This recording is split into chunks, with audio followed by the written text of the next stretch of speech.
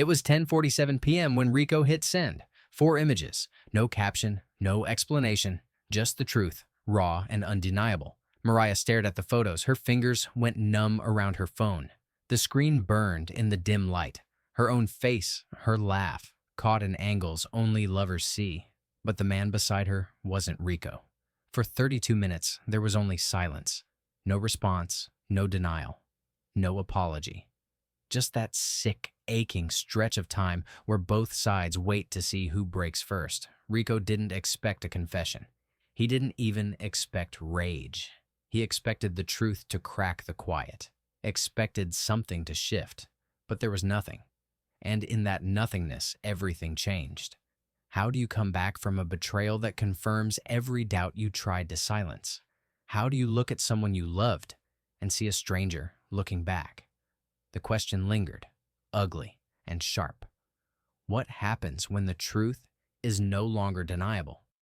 3 days before the text, Rico stood at the foot of their shared bed, suitcase open, socks balled in the corner like forgotten promises. Mariah sat at her vanity, swiping blush onto cheeks already flushed.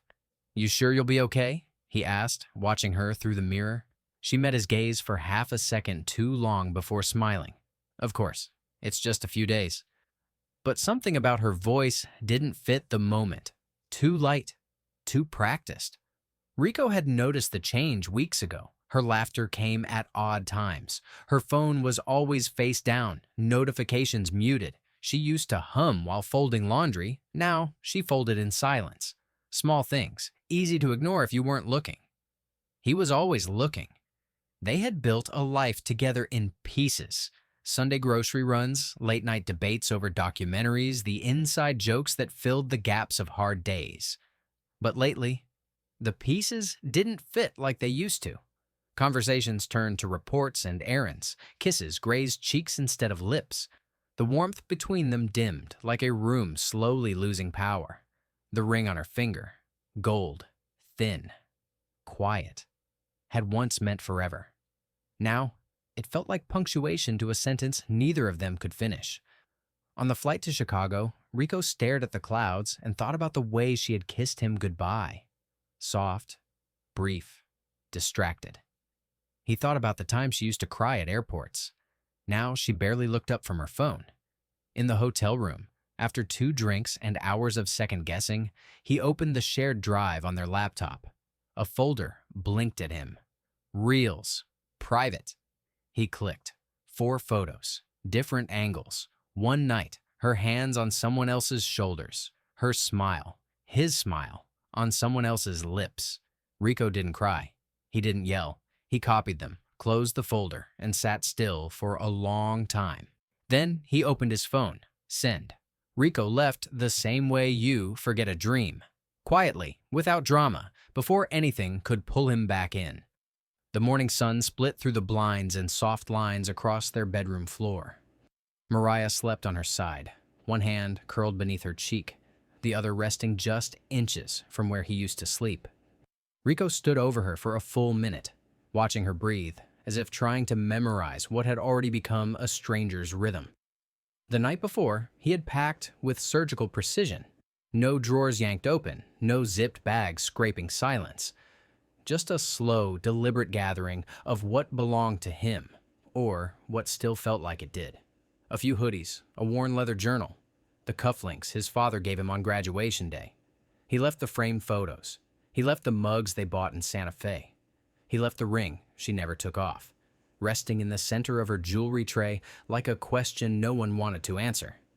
By 6:03 a.m., he was gone.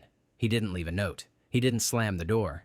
He simply turned the lock behind him and walked down the apartment steps for the last time, the silence of dawn folding around him like an old coat. Outside, the streets were still sleeping. The city hadn't yet stirred to its usual chaos, and Rico liked it that way. Every part of his body felt still, cold, but strangely clear. Like the moment after a fever breaks. At a stoplight 2 blocks away, he pulled out his phone and texted one person. To Carla. Heading to Theo's for a while. Don't tell her. I'm good. Just tired. Then, without hesitation, he blocked Mariah. No warning, no explanation. Just gone. He didn't need to hear her voice, didn't want the guilt in it, the spin, the excuses that could crawl into his chest and take root. The photos were the full conversation. They spoke loud enough. Theo's guest house sat at the edge of Laurel Canyon, hidden by trees and guarded by the kind of quiet you didn't realize you missed until your bones finally noticed the stillness. The drive there felt like shedding skin, the city receding behind him, memories unraveling with every mile. Theo opened the door barefoot, a mug of coffee in one hand, and sleep still clinging to his eyes. "Shit," he said. "You actually came." Rico tried to smile but didn't have it in him. "Hope it's still cool I crash." "Always." Inside, the guest house was exactly how Rico remembered it. Plants thriving in neglected corners, a couch worn into perfect submission, vinyl stacked next to the record player like sacred texts. It wasn't much, but it didn't have to be. It was a way, and that was enough. Theo didn't ask questions. Not yet. He handed Rico coffee and told him the Wi-Fi password, pointed to the towels, and then left him alone. Rico stood in the center of the small living room, backpack slung over one shoulder, eyes taking in the calm. A photo of Theo's sister was taped to the fridge. A stack of unopened mail sat on the counter. The smell of cedar hung faintly in the air. Nothing demanded anything from him here. No pretending, no performing, just space. He sat down on the edge of the couch, coffee warming his hands, and let the silence stretch. His mind drifted, uninvited, back to the moment the text went out. That final image, Mariah leaning into someone else, face soft with a look that used to be reserved for him. He didn't know the guy's name, didn't care to. It wasn't about that. It was about the fact that she had made a choice, again and again, in small, quiet betrayals that led to this fracture. And now, he had made his. There were no dramatic goodbyes, no suitcases flung into the street, no screaming matches echoing through walls. Just an end, a clean one. Rico sipped the coffee and stared out the window at the lemon tree swaying in the breeze. He didn't feel angry. He didn't even feel heartbroken. He felt like someone who had finally stopped lying to himself. The first missed call came at 7:12 a.m., then another, and another. By 8 a.m., Mariah had left 5 voicemails and 2 texts, all variations of the same breathless confusion. "Rico, where are you? Can we talk? Please, just call me." She even tried FaceTime, twice. By noon, she'd called Carla, then Brian, then Theo, who let the phone ring, then silenced it with one finger and slid it into a drawer. No one was going to play messenger. At 3:17 p.m., she left another voicemail, her voice thinner this time, threaded with panic. "I don't know what you saw, but I can explain. Just don't disappear like this." But Rico already had, not in anger, not out of vengeance. He had simply chosen silence, and in that silence, the power shifted. For the first time in years, Mariah wasn't in control of the narrative. Her charm, her way with words, none of it reached him now. Her voice was just a signal swallowed by static. Rico listened to none of the voicemails. He saw her name flash on the screen and turned it face down every time. The sound of her ringtone, once comforting, now felt like an alarm. A warning he was finally heeding. Alone in Theo's guest house, he sat with the quiet and let it fill the space where arguments might have lived. He didn't need more explanations. What he needed now was clarity, and clarity had arrived in silence. In the slow hours of that first day, flashbacks returned like ghosts knocking on the door. That dinner last month where she suddenly forgot about the plans they'd made. The 2-hour gym sessions that left her oddly fresh. The locked notes app. The strange password change on their streaming account. How she started sleeping with her phone under her pillow.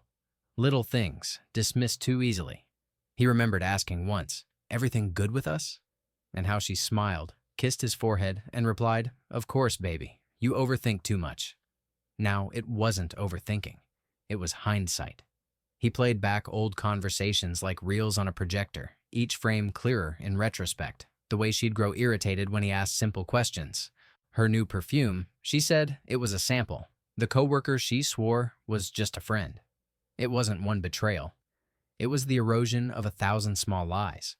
Rico leaned against the kitchen counter, Theo's mug warm between his palms, and stared at the wall. He wasn't angry anymore. Not even hurt exactly. Just done. In that stillness, the truth came forward like a whisper. Love without truth is just performance. And they'd both been acting. Him, pretending not to notice. Her, pretending she still cared the same way. Their life had become a well-rehearsed scene. One where he played the devoted partner and she played the role of someone who hadn't already left in pieces. Now that the lights were off and the audience had gone, he could finally see the set for what it was. Hollow, temporary, propped up by hope and habit. She had reached the limit of what her words could fix. He had reached the limit of what he was willing to forgive. At 6:43 p.m., Mariah sent her final message. I never meant for this to happen. Please, let me explain. I love you. But love, Rico thought, should never require this much explaining. He muted her thread, archived it, and placed the phone face down again. Not out of coldness, but out of preservation. He walked out onto the small patio and watched the sky shift from gold to indigo. Somewhere in the trees, a bird called out, unaware of all the things falling apart inside human hearts. Inside, the world was unraveling for her. Out here, he was learning how to breathe again. The photos didn't stay quiet. By the end of the week, they had made their way from Rico's phone to an anonymous email in Jordan's wife's inbox. No subject line. Just 4 attachments and reality sharp enough to slice through every illusion. The fallout was instant. Jordan's wife, Simone, a woman known for grace in boardrooms and venom in betrayal, didn't confront him at home. She came to the office. Mariah was in the break room when it happened. The shouting traveled through glass walls like a wrecking ball through drywall. By noon, everyone knew. Mariah's carefully composed life, her poised Instagram feed, the effortless success, the charming laugh she wielded like armor, collapsed under the weight of public scrutiny. Whispers moved faster than email. HR summoned her before she could even log out of Slack. The official reason was a violation of company policy. The unofficial reason was scandal. Corporate didn't want the mess, didn't want the optics, didn't want her. She cleared her desk with hands that wouldn't stop shaking. Outside the building, the sun blazed down like it had no interest in mercy. She sat in her car for 47 minutes, engine off, hands frozen on the wheel. Voicemail after voicemail unanswered. Jordan had already gone dark. His wife had changed the locks. Her world, once curated and controlled, was now a disaster she couldn't rebrand. And in all the noise, Rico said nothing. She texted once more. Please, if there's any part of you that still sees me, talk to me. He didn't. Instead, the closure came from someone she never expected. 3 days later, Rico's phone rang. Unknown number, California area code. He almost didn't pick up. Rico, this is Charles, Mariah's father. The voice was gravel, slow, with the weight of disappointment. Rico hadn't spoken to the man in almost 2 years. She's not doing well, he said after a pause. I'm not calling to guilt you. She made her bed. But I wanted to say thank you for loving her as long as you did. She needed someone like you. Maybe if she'd been honest with herself, she would have deserved you. The words sat heavy in Rico's chest. He leaned against the kitchen sink, the call on speaker, the hum of the refrigerator, the only other sound in the room. She's always been afraid of being seen, Charles continued, even as a little girl. Always performing, always needing to be perfect. I think when you started seeing through that, she panicked. Rico didn't reply. There was nothing to add. But something in him settled, not comfort, not satisfaction, just an ache that finally had shape. You don't owe her anything, Charles finished, but I figured if no one else told you the truth, I should. When the call ended, Rico sat down on the edge of Theo's couch and stared at the space in front of him. Not into it, just at it. As if it could finally hold all the questions he no longer needed to ask. Mariah's downfall wasn't just about betrayal. It was about identity. How she'd built herself like a brand, perfectly packaged, beautifully maintained. But brands can't survive the weight of truth. She had traded authenticity for admiration, depth for attention. And when the image cracked, there was nothing behind it to hold her up. Rico wasn't happy she lost her job. He wasn't gloating over her pain, but he was done carrying the weight of someone else's performance. And in that quiet detachment, he found a kind of peace. The envelope came on a Tuesday. No warning, no ceremony, just plain manila, delivered by a courier who didn't meet Rico's eyes. Inside were the divorce papers. No note, no explanation. Just lines to sign and a prepaid envelope to send them back. The logistics of ending something that once felt eternal, boiled down to paperwork and postage. Rico didn't flinch. He didn't cry, didn't rage. He read each page carefully, then picked up a pen and signed his name in smooth, deliberate strokes. Not because he wanted revenge or closure or some righteous sense of finality, but because it was already over. This was just the paperwork to confirm it. He dropped the envelope in the mailbox on the corner, watched it slip through the slot, and stood still for a moment longer than necessary. Not in hesitation, just in quiet respect for the life they once shared. A week later, he moved into the cottage. It sat on a cliffside, weathered and white, with a porch that faced the ocean and windows that let in the kind of light that didn't ask for anything in return. The air smelled like salt and eucalyptus.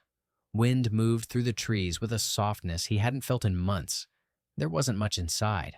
A second-hand couch, a coffee table made from driftwood, one cast-iron skillet, and a bookshelf still half empty. But it was his. And for the first time in a long time, that was enough. He planted herbs in terracotta pots and left the windows open at night. He drank coffee barefoot. He journaled in the mornings and went walking without a destination. Silence became his new language. Not the silence of distance or punishment, but of presence. Healing doesn't always announce itself. Sometimes it comes as a deep breath, a warm floor, a day without checking your phone. One afternoon, the mail arrived with a letter, handwriting he recognized instantly. Mariah. It was a single page, folded neatly. Rico, I know you don't owe me anything. I'm not asking for forgiveness or a conversation. I just wanted to say I'm sorry. For all of it. Not just what I did, but what I didn't say. What I didn't become. You were good to me, and I couldn't meet you there. I hope you find peace. I hope you already have. M. He read it once, folded it back, slid it into a drawer with his old passport and a few Polaroids he hadn't brought himself to throw away. He didn't respond. Not out of cruelty, not out of pride, but because the story had already ended, and not every ending needs to echo. Letting go, he realized, wasn't about erasing the past. It was about releasing your grip on something that no longer wants to be held. He didn't hate her. He didn't even regret loving her. But he no longer waited for her voice in the silence. That space now belonged to something else. Something softer, quieter, truer. That evening, he stood barefoot on the porch, watching the ocean darken under the first stars. He breathed in the salt air and let it fill his chest. No noise, no explanations, just the hum of the waves and the steady rhythm of his own heart. He was still healing. But for the first time, he didn't need anything back to feel whole. It had been months. The seasons had shifted, the ocean grown colder, and the space Mariah once occupied in Rico's life had become a distant, faded outline. He had stopped expecting her name to appear on his phone. He had stopped scanning crowds for her face. In many ways, she had become part of a story he had outgrown. But then, on a quiet Sunday morning, when the tide was low and the wind carried the smell of seaweed through his open window, his phone lit up with a number he didn't recognize. He knew. He let it ring twice. 3 times. Then he answered. Rico? Her voice cracked on the first syllable. He stayed silent for a beat too long. Yeah. A breath. Maybe a sob. I didn't know if you'd pick up. I almost didn't. There it was, the honesty that had always eluded them. I needed to talk to you, she said. I know I don't deserve it, but everything's gone. I lost my job, my friends. Jordan's wife went public with everything. It's like my life got set on fire. I didn't light the match, he said evenly. I know. She sounded smaller now, deflated. It's just, I keep thinking about us. About how I used to feel safe. Like you saw the real me. I did, he said. You just didn't like being seen. A pause stretched between them, words dangling, uncertain. I think, she said, I've always been afraid of being ordinary. That was it. The root beneath the rot. She had spent her life chasing admiration, applause, the kind of curated perfection that kept vulnerability at bay. And when love required her to show up without a script, to be messy, honest, and present, she ran. I wasn't asking you to be extraordinary, Rico said, voice calm. Just real. I didn't know how, she whispered. I know. Silence again. But this one was different. Not the pregnant silence of tension. This was the kind of stillness that comes when a truth has settled, undeniable and unmovable. I don't know what to do, she said finally. I feel like I'm drowning. You want me to save you, he replied. It wasn't a question. I want to believe someone still cares. I did, for a long time, but caring isn't the same as carrying. His voice was steady, not cruel, not angry, just done. I can't be the life raft for the storm you created, he said. I won't be. On the other end, a soft breath, disappointment maybe, or recognition, maybe both. I never wanted to be the villain, she said, then you shouldn't have played the part. The quiet afterward was heavy, final. Goodbye, Mariah. She didn't respond. Maybe she couldn't. He ended the call. This time, he didn't hesitate. He went to her contact, blocked the number, then deleted the thread. There was no part of him that waited for another call, no flicker of doubt or sadness, just stillness, and the sense that this wasn't loss. It was release. He stepped out onto the porch, the late morning light warming the weathered wood beneath his bare feet. The sea stretched out before him, infinite and indifferent. Mariah had been a storm, beautiful, loud, destructive. He had spent years trying to hold her in place, to build shelter from her unpredictability. But storms aren't meant to be held. Now, the sky was clear. Inside, the kettle began to whistle. He turned, walked back in, and made his tea in silence. No more last chances, no more final acts. Just a life. His life. Fully his own. Life didn't change in grand gestures. It changed in the quiet. A photography class at the community center. Saturday mornings spent behind the lens, learning to notice what he used to overlook. Cracked pavement glowing in sunset light. The curve of tide lines on sand, the delicate balance of shadow and form. Boxing twice a week, not for aggression, but discipline. The rhythm of movement, the connection to his body, the clarity of each punch. He reconnected with people who didn't need the old version of him to show up. Carla invited him to dinner with friends who didn't ask questions he didn't want to answer. Theo taught him how to use power tools.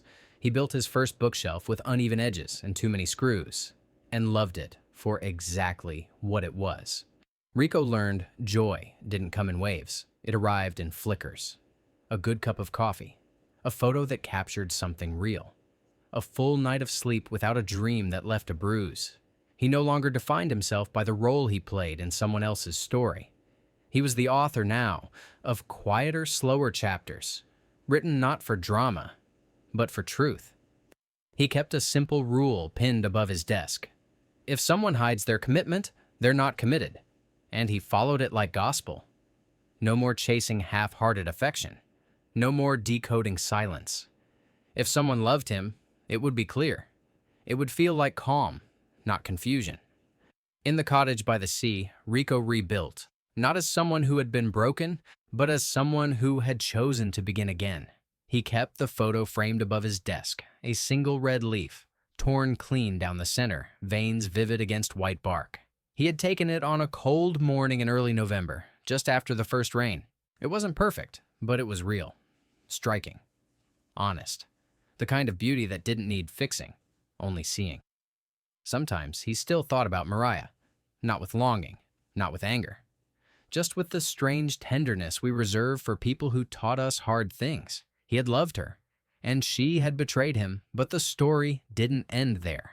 Because peace doesn't come like thunder, it comes like the tide, still, steady, earned. He ran his fingers along the edge of the frame, then turned off the light, letting the room fall into dusk. Some people stay to prove a point. But Rico had learned something truer.